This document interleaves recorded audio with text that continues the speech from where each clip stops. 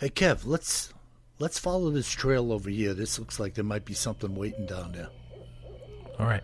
Hey, wait a minute. Do you hear that? Yeah, I thought it was just me. What the heck is that? I don't know what that is. Whoa, do you smell that too? That's unbelievable. Hey, look. What the? Hey, look, those branches are moving over there. What the heck is that?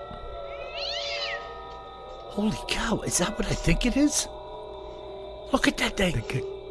Oh my God. It's a freaking Sasquatch.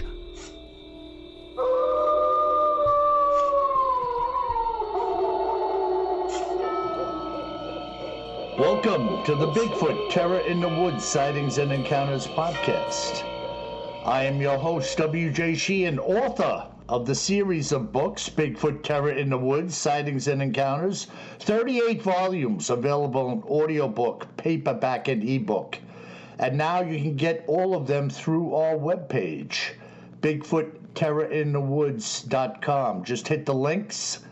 They'll take you exactly where you need to go on Amazon, so you don't have to hunt and peck around there to find them. And also check out our shop.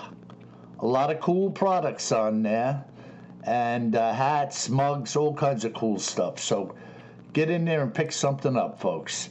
And now, may I introduce you to my brother and co-host, KJ Sheehan. Kev, how are you? I'm doing all right, Bill. I'm back from a long vacation out in Eastern Europe, so that's super exciting. And I heard that you were on Coast to Coast Radio again the other night. Yes, I was on with George, which would be there my Friday morning, there, what would it be, Thursday night going into Friday morning. All right. So it's, we record over there. Well, it's live. We're not recording. But 3 to 5 is the second part of the show, which would be midnight to 2 Los Angeles time, So he's based out in Los Angeles. I didn't realize that. Yeah, and it's always been, ever since Art Bell had the show, it was nighttime radio, So they do their show from 10 to 2. And I went on there from what would be noon to midnight to 2 their time. But we had a good time. It was a good show. It's always interesting, when they take some phone calls in the latter part of the interview. It's just a good time, So, folks, Yeah. if you have access to that, folks, you can listen to the interview, Coast to Coast AM. You'll see my name there, the website, they do things right over there. Did you get him to buy anything from the shop while you were on? No, but, maybe they'll go over there and cop a hat.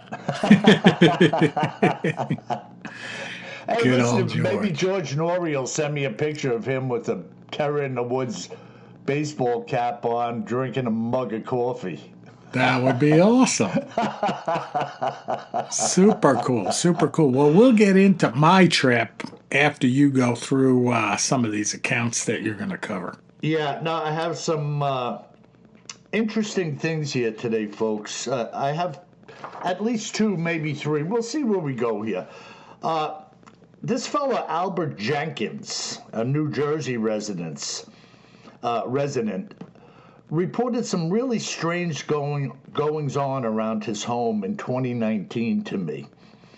And based on his report, folks, we should use caution when feeding the local wildlife in and around our homes. This is what Albert had to share with me. Just after Halloween, Bill, in 2019, I had removed a gigantic gourd from our front steps, placing it in my rear yard for the deer to pick at. It was November that I had done so. This gourd weighing in at about 80 pounds or so. So this was one big pumpkin, man. It was the most gigantic pumpkin or gourd I had ever bought. And consequently, I left it in the backyard excuse me, let me go back. It was the most gigantic pumpkin or gourd I had ever bought, and consequently left it in the backyard. I messed that up writing it, but he put it in his yard. It was a monster. Only a week after I had placed it there, while raking up some leaves and bringing them to the same area to dump them, I noticed the entire gourd was gone. Mind you, there are no neighbors nearby to where I live, and virtually no potentially mischievous children either, this being a very tranquil and somewhat rural area. Now, depending on the year and how hungry the deer are, my typical giant pumpkin may be partially eaten, if not entirely, over a period of weeks, the remnants left to rot as compost through the winter months. But still, this gigantic gourd was utterly gone, with not so much as a piece of the rind left on the ground. As you can imagine, my wife and I were baffled by what had happened, and even more so, concerned about who would bring a wheelbarrow over many acres to take a gourd from my compost heap. Aside from this gourd, my wife and I always put scraps and seeds for the birds and small critters around the yard. We enjoyed seeing the opossums and raccoons in the yard at night, and the squirrels and chipmunks that were regularly on the property feasting on the scraps during the day. Now, it was now December, when I arrived home late from a dinner engagement, that on approaching our front door, we found the storm door glass smeared with dirt and slime, for lack of a better description, including the door's handle, which was also filthy. The glass was smeared like a child was finger painting on it with no rhyme or reason to what they were doing. It was less than a week later. The house's back door had the same mess smeared around, all over the glass. The only difference being that I could now see what appeared to be several large fingers imprinted that were the size of bananas amidst the mess. My wife was still asleep at that time, and I had opened the door to look outside while my coffee was brewing, which was part of my morning ritual. I'll tell you, Bill, the thought of Bigfoot had come into my mind immediately upon seeing these fingers. I believed in the creature, but there was no way in my mind that it was here in New Jersey, where I live. I decided to keep it to myself, and grabbing some glass cleaner, I removed the evidence of what I had found, not saying a word to my wife when she woke up. There was no way of me just shaking off what I had seen. And over the next several weeks, now coming into January, I was on guard and snooping around every nook and cranny on the property, looking for evidence and finding nothing. I thought it was over at that point, and that some roaming or migrating Bigfoot had taken the gourd in the first place. Could you imagine seeing a giant Bigfoot carrying away a huge orange gourd on its shoulder across your field? It was now late April, 2020, the days growing slightly longer as far as daylight was concerned. I was standing in the kitchen, or by the kitchen sink, drinking a cup of water around sunset, when I saw a colossal body walk across the lot behind me, blocked intermittently by the trees and bushes on my land. It's sending a chill down my spine to tell you about it, Bill. It was huge and on two legs, more than twice as tall as my split-rail fence when passing behind it. And I almost choked on my water at the time as I watched it. There was no way I was going out there under any circumstances to try to get a better look. Smart man. What I saw was frightening enough for me.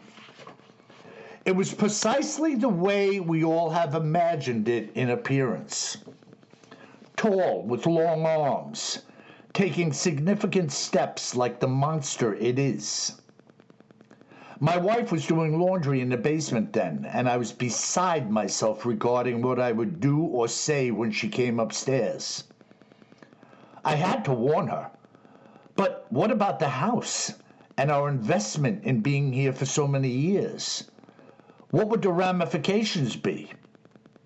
We sat down, and I told her everything about cleaning the glass, the fingers imprinted on it, what had just happened, and my opinion now about the missing gourd. She was dumbfounded upon hearing it. We had two choices, Bill, to stay or move. The latter would be a heartbreaker. And I thought to myself, the former, potentially hazardous at best. We decided to stay and use caution, hoping that things would pan out for the better, which they did. It, or others like it, had been around the area for several months, and we did not know why. I had never heard a word about it from any of the area's residents, not that they would have spoken about it anyway, and I had followed in kind by not saying a word until I talked to you, Bill. Why it was there, where it went, both good questions. But I only know what I saw and experienced, and it was most definitely real. What do you make of that, Kev? Right in Jersey. Yeah, a little pumpkin loving Bigfoot. You know, I think he's spot on. A large gourd, there's nothing out there that can grab hold of a gourd. And No, nobody, those things are heavy too. Of course, he's saying it weighed 80 pounds. It's like a sack of cement. Yeah. And he lives in this rural area, and he's got a compost heap. Who the heck is going to come over there to grab this 2-month-old gourd and carry it away, you know? Yeah, not likely. So very, very strange. And then he sees this thing months later walking behind a split rail fence. And he says it was more than twice the height. So you got to be talking like a 9-foot creature or something. Yeah, 8 or 9 foot. Yeah, big. Big dog, you know? Big beast. Whew. And Jersey's got a lot of woodland in that, growing up in New York, both of us think of Jersey as like the chemical plants and stuff like that. But, you start heading west of Hoboken and it gets pretty country pretty fast. Well, that's the thing, Kev. City folk can't look beyond their own surrounds for the most part. They don't consider that. Like, when you leave Manhattan and go over the bridge and start heading into upstate New York, all of a sudden, you wouldn't even know Manhattan existed if you didn't know it was there and you had just left it. In other words, if you were driving around up there, you'd think the whole place is country, Yeah, 100%. Spoken like a true city folk, by the way. yeah. And it's the same way. I've had a number of accounts in New Jersey. I had that one fella who came out, excuse me. Pardon me, folks. I had that one fella who was cooking sausages on his grill on a deck. His house was backed up to a tremendous amount of woods. And when he came out, the Bigfoot was standing next to his deck, eyeballing the sausages and him. Mm. I mean, I just look at the simple things. Like when I feed the birds, Kev, some of these birds, they're very familiar with me. And some of them will just come right up like, hey, here I am. What are you doing? I don't know if a Bigfoot can be the same, but that guy came out of his back door, and this thing was standing next to the deck, towering over it, while these things were smoking and sizzling on the grill. So, Well, yeah, and don't forget New Jersey, their NHL hockey team, the Devils, is named after that flying devil that people saw in the early 1900s. yeah, well, the Jersey Devil, right? Exactly. And I remember the account where these guys were going with a guide service. I think it was on Prince Edward Island, bear hunting. And these guys would cook bacon in a pot to scent in bears. And I thought to myself, what a weird thing, but this is what they were doing. They were sizzling some bacon in a pot. I forget how they were cooking it or whatever, just to get that fantastic fragrance running out into the woods. You know what I mean? It attracts me. When I smell I always bacon tease cooking, like bro. I always tease like a lot of times when I'm out at the beach walking along there early in the morning, one of my neighbors has like one of those flat top grills, Oh, yeah. Yeah. griddle, and he cooks with it outside. And whenever he has people over, he's cooking bacon out there. And I could be not have a bit of hunger, and I'm starving as soon as I smell that. I'm like, man, I was doing okay. I wasn't hungry, and now I'm like, oh my god, like Yeah, that no. is that smell. There's something about it. Now, here's another account. Very interesting. And it shows you just how chance some encounters can be. Grace Holloman, a resident of British Columbia, shared with me this chance encounter, which demonstrates, folks, how quickly and easily the tables can be turned against you when contacting a Bigfoot. This is what Grace had to say. There's not a great deal, Bill, leading up to my encounter with Bigfoot, or for that matter, what happened after the fact. I'm just glad that I got to walk away. So I was hiking by Harrison Lake, near where Silver Creek feeds into it. Now, this is British Columbia. On the day of this encounter, I was well into a lengthy hike alone, which is typical of how I do things. Speaking for myself, there's always a concern about a random run-in with an animal. But if I spent too much time thinking about that, I would never do what I do. In my life, I cannot find someone willing to go for a regular short walk with me, let alone an 8 or 10 mile hike. So there I was on August 22, 2017, legging out this hike at about 1:30 in the afternoon. Now, I'll tell you, Bill, I did not hear, smell, or see anything until the point of contact came out of the blue. It was just another woodland hike for me. I stopped momentarily to retie my bootlaces, after which I stood up, and there it was before me. As you can imagine, I was shocked at seeing it just 20 feet away. I had let out a little gasp, and knowing the rules of the woods as far as bear encounters were concerned, I stood perfectly still, as did the Bigfoot. To me, at that moment, as well as looking back on that day now, this Bigfoot to me wanted to make contact. Otherwise, it would have stayed concealed, which it had done quite well until that moment. It looked at me, and I looked at it, while trying not to stare or seem aggressive towards it, not wanting to provoke an attack if there was to be one. I'll tell you, Bill, I was frightened beyond belief, wanting to run like you had no idea. Yet something told me to stand my ground. I do not think a minute had passed when I said to it quietly, "Hello, boy, how are you?" as you would to a stray dog if you walked up on it. I didn't wink or flinch upon my... It didn't wink or flinch upon my saying it. So many things were racing through my mind, even thinking that I might die right then and there, and how horrible an attack would be, or could be, alone in the woods. As I say, it had only been a minute or two at best since I had stood up to see it, including my saying what I did.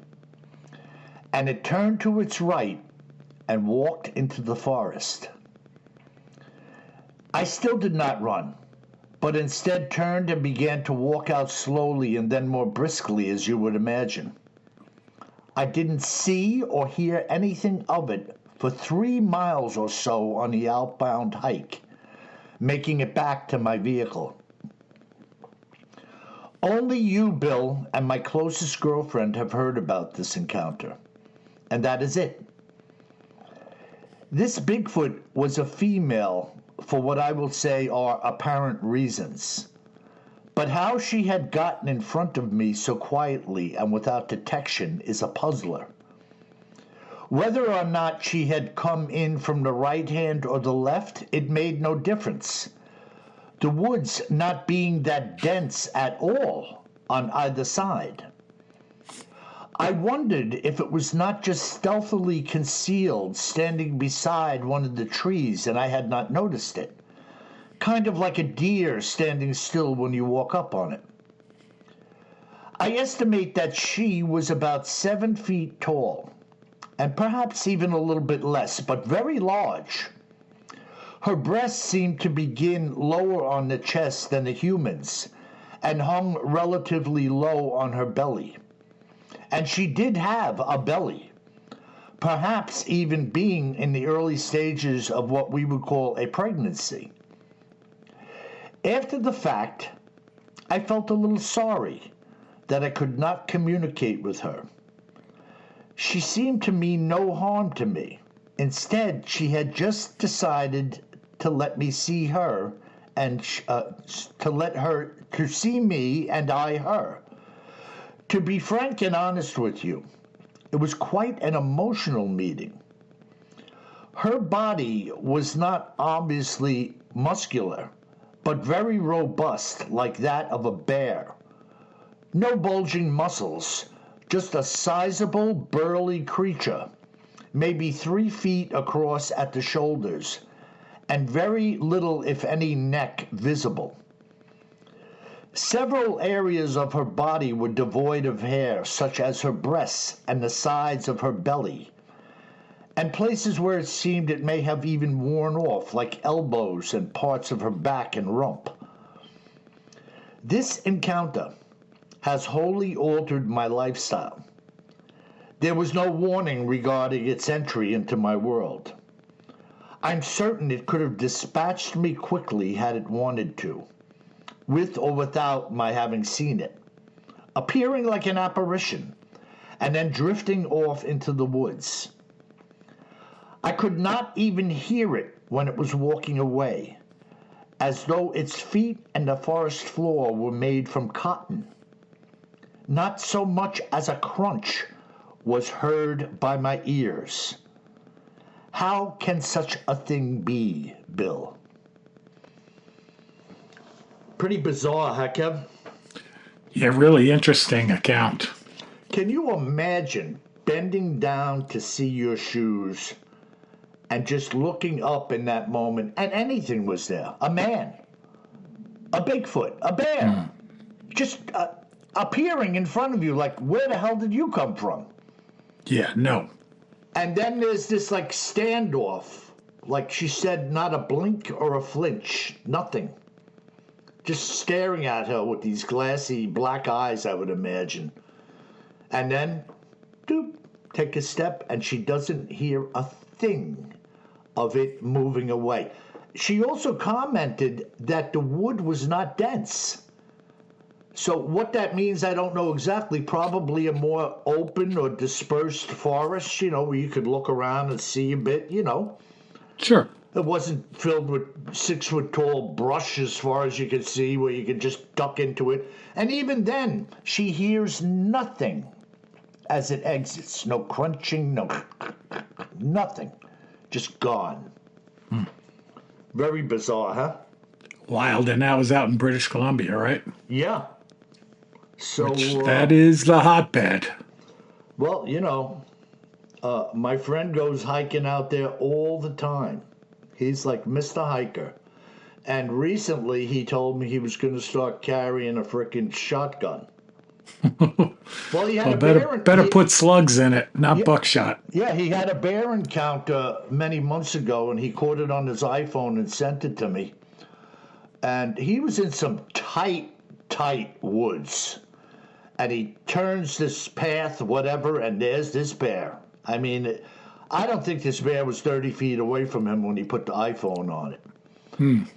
And he backed away, and as soon as he kind of got out of sight, he started legging it.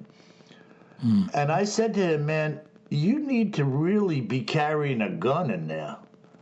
I mean, he was in such tight quarters that something could have just reached an arm through the stuff next to you and choked you out. Yeah. So I don't personally get why people do such things, but it wouldn't be me. Well, they get comfortable, until they're not. Yeah, until they're not. Yeah. I was comfortable until I wasn't. Until I was not. Then I was wishing I was carrying more gun than I thought I would need. Yeah, that's a definite truth, And right now, as I'm looking at this huge bear, I need a lot of gun. So, Kev, what do you got in the cryptids in the news and other oddities? Yeah, we're going to do other oddities today, and I'll do a little setup for you. Like I said at the beginning, just back from a couple of weeks of a beautiful vacation, and I was over in Croatia, as you know, Bill, never been to Croatia before, and hopping down the coast or up the coast from Dubrovnik, which is those of you Game of Thrones fans out there, otherwise known as King's Landing from the television show, but that's the historic walled city of Dubrovnik, and then hopped all the way up these little islands and that to a city called Split, like Let's Split. And it was beautiful. Like the people there were wonderful. The water is crystal clear, super calm, and just spectacular. But didn't run into any cryptids over there, which is not surprising. and I flew from Split to Prague, the city of Prague in the Czech Republic. I had been to Prague before, but probably about 15 years ago. And my wife had never been to Prague, so figured let's go check out Prague. So as we're going to get ready for this trip, I read a lot on my little Kindle device, a little bit of Bigfoot Terror in the Woods as well on my Kindle. And I downloaded the latest book from an author named Dan Brown, which a lot of you probably know Dan Brown. He's most famous for like the Da Vinci Code years ago that he wrote, and Angels and Demons. Two great fast-moving books. And I was like, oh, cool, he's got a new book out. And it's called Secret of Secrets. And I had no idea what it was about. And I start reading it while we're in Croatia. And I get lost in it. And lo and behold, the whole book takes place in the city of Prague. And I won't give the story away, but in the story, there is a creature that I never heard of before called the Golem. Golem. Have you ever heard of that, Bill? No, but I'm thinking of The Hobbit.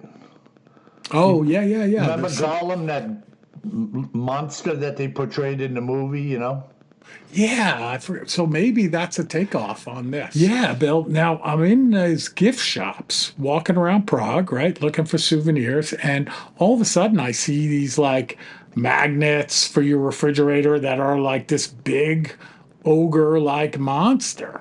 And I'm like, oh, yeah, that's the Golem from the book, because Dan Brown refers to this creature roaming around Prague in this novel that he's writing about. But usually, when he writes a novel, it's kind of historical fiction, like it could take place, could have happened. Right. It has elements of known facts, if you will. Exactly.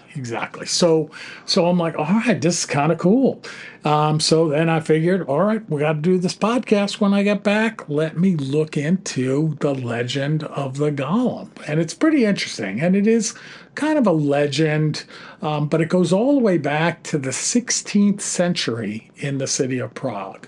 Okay. And Prague historically has had a strong, not by any means a majority, but a strong Jewish population. And they had a ghetto back then of Jewish folks all the way back in the 16th century. And they have some of their original temples, including one from like 1270 that is still standing in the city of Prague. It's amazing, the history in Europe. Absolutely. Like we have nothing like it here in the U.S., Like right? we were talking the other day, you go in an antique store around here, something that's old in an antique shop, if you could even find it, maybe a couple of 100 years. Most of the stuff 100, I mean, just generally speaking, antiquities, and over there you could buy a door somewhere that's 700 years old. Exactly. It's just crazy, Exactly. So back in the 16th century in Prague, they had the Jewish community there had a rabbi. His name was Judah Lo Ben Bazazel, and he was also known as the Maharajo of Prague. And he was a scholar and, a really, really smart guy. And he was also a student of some mystical teachings as well. And he was known to be a man that had tremendous wisdom and also some type of extraordinary power of sorts. And this rabbi, he, in an effort, again, this is the legend, in an effort to protect his people, he turned his ancient and sacred knowledge to the creation of a creature. Yeah. So the story. This Go ahead. sounds like the beginning of trouble to me. I know. Yeah, And the story goes that under the cover of night, he went to the banks of the Vltava River, and the Vltava River is the river that runs right through the city of Prague. And if you ever see pictures of the ancient Charles Bridge, it runs right across the Vltava. Absolutely beautiful. But there on the riverbank with his two assistants, he sculpted a very large human-like figure from the river's clay. And through a series of secret rituals and chanting, some holy incantations, Rabbi Lowe brought the clay figure to life. Oh, man. I know. You see, here we get into incantations. He calls them holy. There's not unholy would have been better. I know. And then the creation of some type of idol, the searching for additional power. It's all the same scenario unwinding in a different place, a different time, a different individual, inviting stuff in. But go ahead. I couldn't resist saying that. No. And part of how he brings this thing to life, he puts this piece of parchment in the sacred name of God. It's called a Shem, S-H-E-M, into the golem's mouth. And that brings him to life. And now, he, excuse me. I'm catching your cough, Bill, from 600 miles away. I choked on the Shem. But Okay, Golem. he brings this thing to life with the noble cause of protecting the people of the ghetto. Okay? But things go astray later on, of course. You can see that coming. Yeah. And apparently what happens is he forgets on the night of the Sabbath to take the Shem out of the golem's mouth. And the golem, instead of being a protector, goes on a rampage through the Jewish ghetto. What the heck happens during this rampage? He's destroying a lot of things. They don't talk about hurting anyone, but it's destroying parts of the town. Yeah, it sounds a lot like some type of fiendish poltergeist activity. Exactly. Now, what's interesting, though, is, so people say, well, what happened to the golem? And they say that the golem was locked into the attic of the old new synagogue in Prague. So the one I mentioned earlier, built in 1270, Wow. which is still there and in perfect condition. Really? Do people have services in there? Or this is just an archaeological site? There's not many Jews left in Prague. And part of that, is a horrible story that 77,000 Jews were taken from Prague and the surrounding area in World War II by the Nazis and killed in the concentration camps. My God, unbelievable. Which is just a ridiculous number, of course, right? From one place. So there's not many Jews living there anymore. But, we get to the Nazis, and this is important. So this golem was believed to have been locked up in the attic of this old new synagogue. And when we were there on the tour looking at the old new synagogue from the outside, I was kind of like, when the Nazis took over Prague, why didn't they destroy the synagogue? Right? Yeah, but sometimes things are overlooked for a reason, Well, yeah, but I know what you mean. Like another power, so everything's taken and something remains, Right. Now, but one of the stories of the Golem, too, is that when the Nazis got there, and this isn't well documented, so it's legend, but when the Nazis got there, some of them went into the old new synagogue, and they disappear. Wow. So it's kind of, did the Golem take care of the Nazis that came into the old new synagogue? And if that's true, and kind of getting to what you were hinting at, Bill, maybe that's why the Nazis didn't mess with the synagogue. Yeah, well, maybe a couple of guys went in to reconnoiter, what are we going to do with this place, and then bingo, they would drop dead. Or remember Raiders of the Lost Ark? When exactly, that's what I was thinking of. That's exactly what I was thinking of. Yeah, and they just looked upon it, and people started to rot and decay and burn and, scream in horror, These guys may have went in there and got a little more than they bargained for. Yeah, so that is the Golem. And now some other interesting thing, and also, folks, I know we have listeners out there in the Czech Republic, and I'm sure a lot of you from around the world have also been to the Czech Republic and to Prague to visit. Now, it's said, and I know this is true, that people in Prague will often dress up in different types of costumes and roam around Prague. And this comes from way back when the Soviet Union was there and they'd be watching everybody. Sometimes they would wear costumes so that they were unknown, so it was just like, oh yeah, we're going out dressed up in these ghoulish costumes. But apparently now you can still see once in a while someone dressed up like a golem walking across the Charles River Bridge. So tell us if you've seen anything, if you've ever seen this before, any of you listeners out there. I was looking. We were out roaming around all the time, for like 4 nights. I didn't see anyone dressed up like the Golem. Otherwise, I'd post a picture to the website. But it's pretty interesting. Cool legend. And by the way, I talked about Dan Brown's book. Great book, Secret of Secrets, if you're a Dan Brown fan. And you'll be a bit of a Golem expert after reading that book as well. So awesome, good stuff, Bill. That's what we got in other oddities this Very week. Bizarre. I had no way of knowing where you were going with this, but what a bizarre spin on a visit over there and finding the magnets with the pictures, and then this 1270 Jewish temple and the story, it has a lot of twists and turns to it.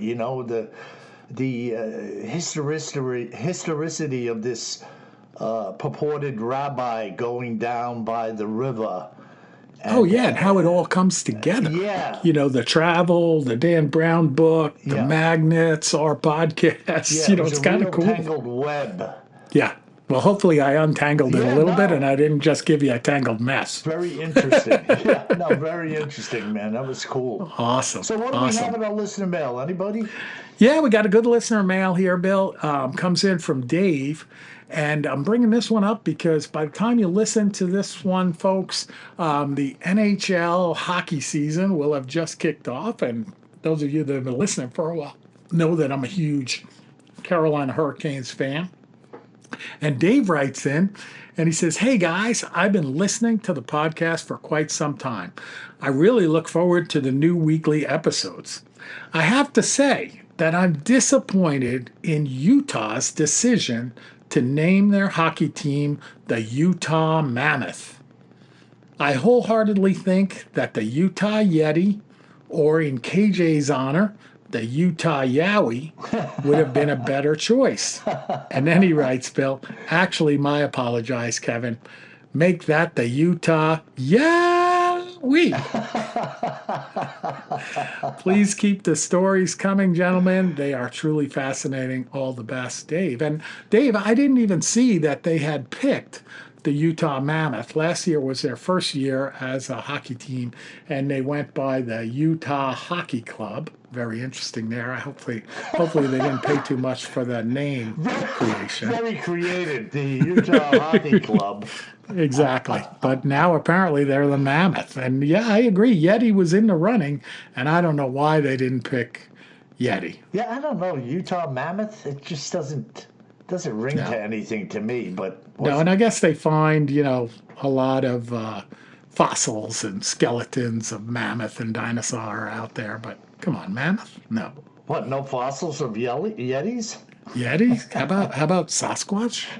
Utah Sasquatch? Utah Bigfoot? Come on, you can do better, folks. All right, Bill. Well, good podcast. We wound through a lot of different tales on this one. Thanks, folks, for listening. It's good to be back in the podcast seat. Of course, we had them all queued up, so you didn't miss us. And thanks for listening. And hopefully, you're taking care of yourself and getting ready for this fall weather. Awesome, great podcast. And remember, folks, hit the shop, pick up some merchandise, and if you should find yourself walking through the fields and woods of rural New Jersey, or anywhere else for that matter, you best remember one thing, my friends. Always carry more gun than you think you're going to need. Sleep tight.